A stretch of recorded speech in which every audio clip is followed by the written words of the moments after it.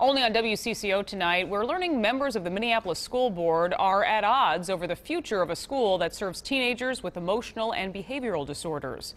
We first started talking about Harrison Education Center 2 weeks ago when a student assaulted a teaching assistant, critically injuring him. And Angela Davis is here now with what she discovered after talking with current and former school leaders. Angela? Yeah, Liz, tonight 2 former principals of Harrison Education Center tell WCCO the schools should be closed. They say the environment is dangerous and there is no focus on academics.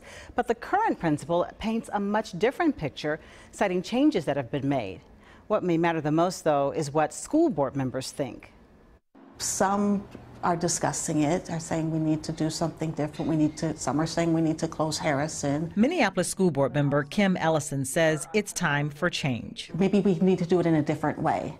Maybe not all of the students, all the level 4 students in one location at the same time. Are you open to the idea of closing Harrison? I am open to the idea of closing Harrison. Some of the students have a history of violent behavior. Harrison has ramped up security measures and mental health support staff.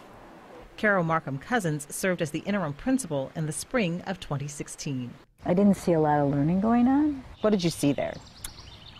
I saw a lot of disengagement from students. I saw staff that were fearful and not knowing what to do. When you were the principal there, were you concerned about staff safety? Yes. Why? Because it's dangerous.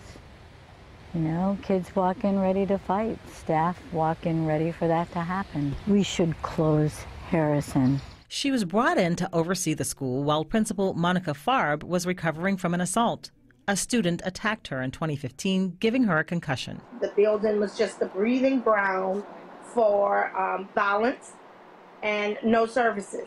You cannot continue to patch what's broken. You cannot Band-Aid fix Harrison.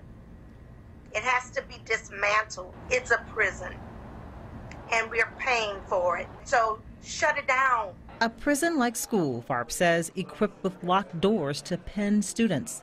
Current principal Nathan Hampton disagrees with that comparison. I don't know what they believe, but I can tell you what we believe. We're not a jail. We don't have locked doors. We have doors just like any other school. He says the students can walk out of classrooms freely, and when entering the building, they pass through a metal detector and surrender their cell phones. Hampton agrees with the security, but not the recent scrutiny. I believe Harris is an excellent community for kids who need some services that wouldn't typically get in a regular high school. I think our staff do a great job of serving kids and working with all kids.